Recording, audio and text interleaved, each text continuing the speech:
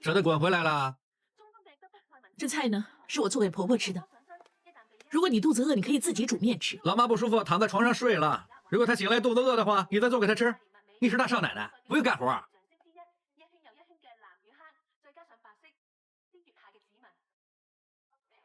孩子们呢？我叫他们下去买烟。你是不是疯了？孩子还没满18岁，法律规定不能买烟，你叫他们买烟？顶多买不到，你怕他们俩被警察抓走啊？你现在有本事了啊？去了什么破律师中心那里啊？工作会用法律还吓唬我啊？喂，我没说完，你去哪儿？我熬粥给婆婆喝。喂，啊，我现在打算呢回内地做好我的生意，家里有多少钱先让我周转。你在家里翻啊，你翻到就拿了。要不这样，我们两个假装离婚，老妈和孩子跟我，一家4口加上老人家，应该能拿到1万多中元。不行，你把婆婆和孩子当摇钱树啊！现在轮到你说话吗？要不你给我钱，要不跟我找律师签字。我说了我没钱，我怎么给你啊？没钱穿得这么漂亮，我知道你嫌我赚不到钱吗？所以穿得这么骚去勾搭男人吗？现在你找到凯子了，还把我放在眼里啊？我没有啊，你不要诋毁我。刚才在楼下我全看见了，你那个臭男人啊，开着豪华车送你回来，你在他身上赚不少了。我告诉你啊，我现在不介意你给我戴绿帽子，我只要你给点钱。这么多废话你。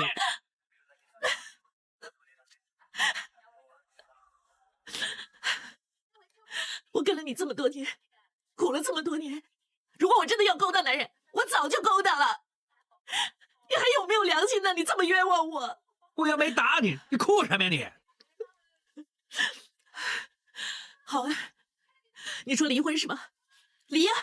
你早点答应我，大家就不会弄得不高兴了。但不是假离，我要跟你一刀两断。你说什么？说什么？这2年来，你做过什么？我差点坐牢，你有没有理过我？有没有理过婆婆？有没有理过孩子？有没有尽过做老爸、做老公、做人儿子的责任？你就知道在外面抱二奶，工作也没有。如果你还有良心呢，我拜托你马上收拾所有东西走，不然一会儿他们回来了，就知道你一回来就拿他们当摇钱树。哦，我有钱，你们女人当我大爷；没钱就赶我走。那个女人是这样，现在连你也是这样。你承认了吗？承认包二奶被人骗光钱了吗？那你还有脸回来问我要钱？啊，孩子跟我一样姓梁，我才是一家之主，要走的人是你。不可能，这2年来你1个月租金都没有交过，一个子儿都没有给过这个家。如果闹上法庭的话，法官不会判孩子给你。干嘛？想抢我的孩子是不是？想感觉我断我的财路是吧？还想要这个房子？好，想感觉我是吧？没那么容易，我先砍死你！别砍，走啊！走开！砍死你！走啊！我今天要砍死你！砍死你！不要！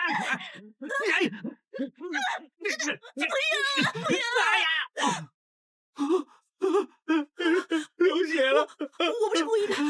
什么事这么吵啊？哎呀，阿峰啊，你怎么了？你怎么流这么多血啊？他怎么了？快报警！报警！看人了！看人了！看人了！救命啊！救命！当时我和我老公阿峰在吵架，不知道为什么他突然冲进厨房，拿了把刀出来，说要砍我。我老婆以为我在外面包二奶，又说要离婚，又说要带孩子们走，还说连公窝也要给他。我不肯，他就进厨房拿刀砍我。那我顺手就拿折叠凳去挡啊，那打中了他的手，刀掉了下来。我当然去抢刀，我怕他再砍我嘛。谁知道他非要冲过来抢那把刀，抢着抢着就不小心弄伤他了。三儿，你看我流这么多血，可想而知这个婆娘多狠。我还记得当时啊，她拿把刀砍我的那种眼神，她就是想我死。一日夫妻百日恩，要不是她拿刀砍过来，我都不相信她会谋杀亲夫。她在撒谎，是她先进厨房拿刀说要砍我的。你不信的话，可以问我婆婆。我婆婆当时在房里睡觉，我们在外面吵得那么厉害，她应该听到我们在吵什么。我是听见外面吵得很厉害，不过我睡得迷迷糊糊，也不知道吵什么，后来才被那些乒乒乓乓声音给吵醒了。谁知道我打开房门就看见阿婷手上拿着把刀，阿峰他一身都是血。我当时呢，刚刚打完麻将回家，正好经过梁太太家门口，我听见有人在吵架，就赶紧走过去看看什么事。谁知道梁先生流着血，梁太太手上还拿着把刀呢。这2年呢，我专心在内地做生意，没管过他们几个。如果可以的话，能不能不要告我老婆啊？那这是一件刑事案，不是你说不追究就不追究。是吧？哎呀，阿婷已经承认是他砍阿峰，你们还审这么多干什么？抓他坐牢嘛！第五庭，我们现在正式起诉你，蓄意伤人。起诉我？我要找律师。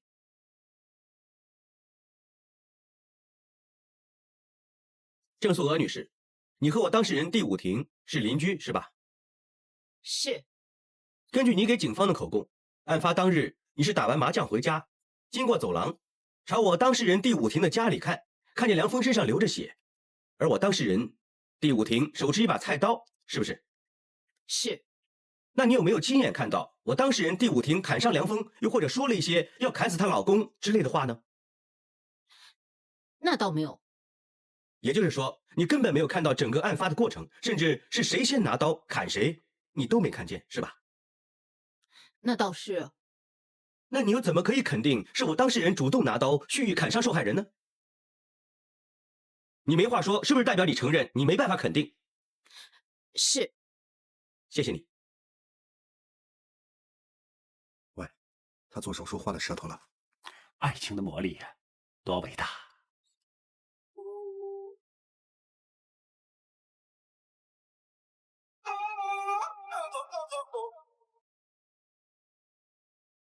徐娇女士，你和我当事人第五庭是什么关系？她是我儿媳妇儿，我是她婆婆。那平时是不是她照顾你和你2个孙子的起居饮食？是。那你对你儿媳妇有什么评价？她也算尽了做儿媳妇跟妈妈的责任。案发当晚，你儿媳妇和你儿子在客厅里吵架，你听见了吗？哎呀，那个警察不是问过了吗？我都说那晚我吃完药就睡了，后来我听见外边很吵，但是不知道发生什么事。谁知道我一出来就看见阿婷手上拿着一把刀，阿峰身上流着血。那就是说，你和郑女士一样，根本没看见整个案发的经过，也没有看到谁进厨房先拿刀的，是吗？证人，请你清楚回答我的问题。是。法官阁下，我问完了。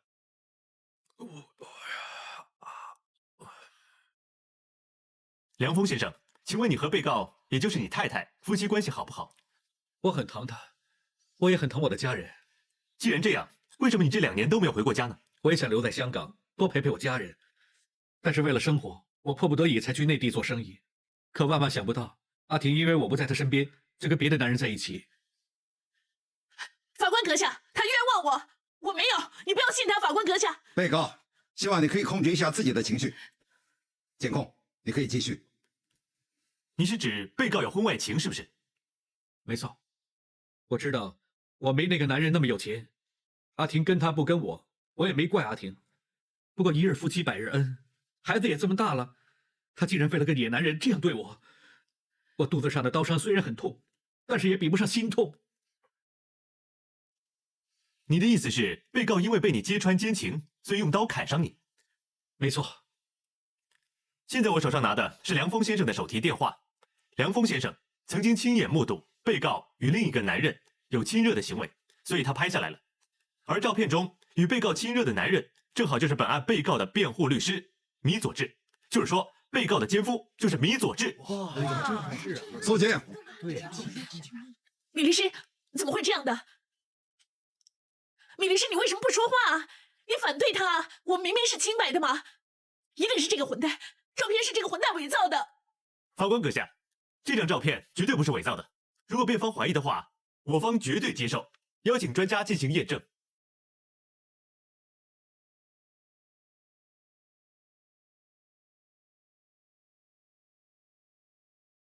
法官阁下，关于这件事，我可以解释。事情涉及当事人的利益，辩方律师，我允许你解释，但是同时，我希望你可以声明你的身份和你的立场。谢谢法官阁下。梁峰先生，既然这张照片是你拍的，请你说一说当时的情况。哈，真是好笑！野男人被人当场捉奸，还敢在这儿张牙舞爪的？梁峰，请你注意一下你的态度和用语。Sorry， 法官大人，那晚呢，我从内地回来，我回到家楼下的时候呢，看见一辆好车停在那儿，我就好奇的看看了。啊，谁知道看见这婆娘坐在车前座，你当时在车里亲我老婆，只有这么多？这还不够啊？是不是要拍到你们两个不穿衣服、脱光了在床上才行啊？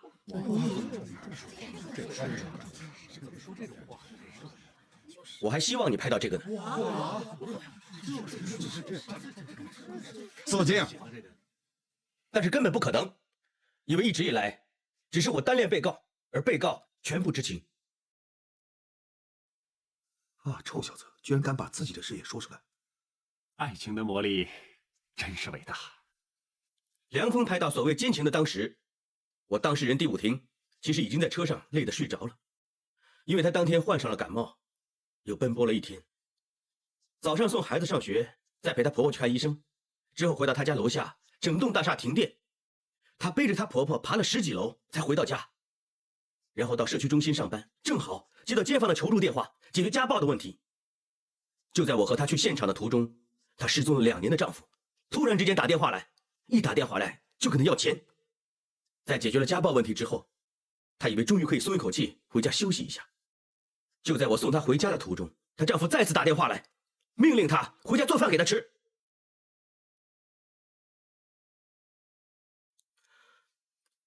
我当事人第五庭是一个很坚强的家庭主妇，到了这一刻，她终于忍不住哭了出来，就这样哭啊哭啊，哭得睡着了。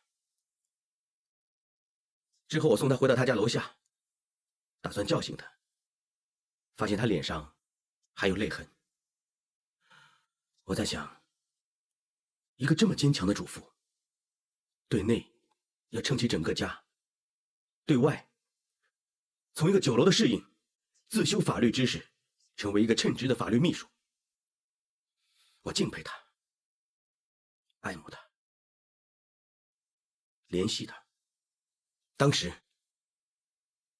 我情不自禁的在她脸上轻轻亲了一下。那就是承认勾引我老婆了。如果你真的这么紧张这段夫妻关系，为什么当我亲你太太的时候，你不立刻出来喝止，反而藏起来偷拍啊？哎呀，肃静。因为你根本不在乎你太太，你只是在乎那些所谓的通奸证据，威胁她和你离婚，拿到儿女的抚养权，让你可以用单亲家庭的身份拿一笔更大的宗源，是不是？是你的头！你这个野男人，仗着自己是律师，在这儿恶人先告状。我是不是律师根本不会影响这个事实。你失踪了2年，我当事人第五庭自己一个人撑起这个家。试问，一个妻子变了心，会这么做吗？如果我当事人第五庭真像你口中所说，是一个那么狠毒，会拿刀砍自己丈夫的妻子，那这2年，她为什么熬得这么辛苦？你指控我当事人第五庭拿刀砍你，整件事根本就不合逻辑。而你就是一个无情无义、不负责任、失踪了2年都从不内疚的丈夫，这个就证据确凿。整件事根本就是你自私，为了自己的利益污蔑你太太，这才是事实，是不是？法官大人，我抗议！我抗议！为什么这个野男人可以帮这个野女人打官司？法官阁下，我已经声明立场，要说的也说完了。他说完了，我没说完。肃静啊！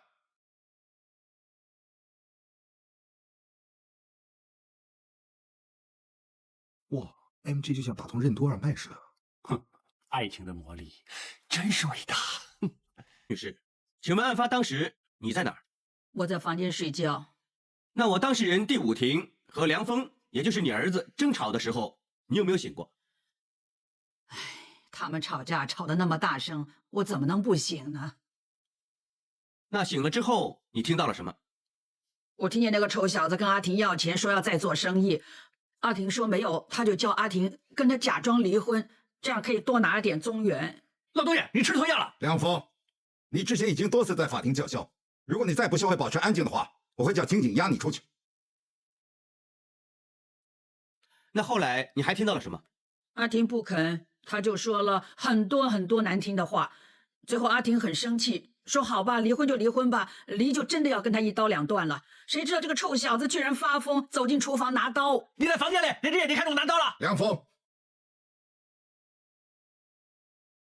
我亲耳听到这臭小子说，想感觉我呀，没那么容易，我现在就拿刀砍死你。肃静。那就是我当事人所说的才是真相。是，阿婷说的全部都是真话。那为什么你第一次上庭做供的时候不说出真相呢？因为他威胁我，他说如果我不照他那样说，害他拿不到宗元，到时候连乞丐都做不了，他就去跳桥。说到底还是我自私，我怕失去儿子，所以就昧着良心。但是现在我全看清楚了，这个臭小子真是烂泥扶不上墙啊！跳桥、跳楼梯他都不敢呐。本席听过控辩双方证人的作供及双方律师的结案陈词，综合各方证供，归纳出事实。本案的所谓受害人梁峰，根本就是一个对社会还有家庭全无贡献的人。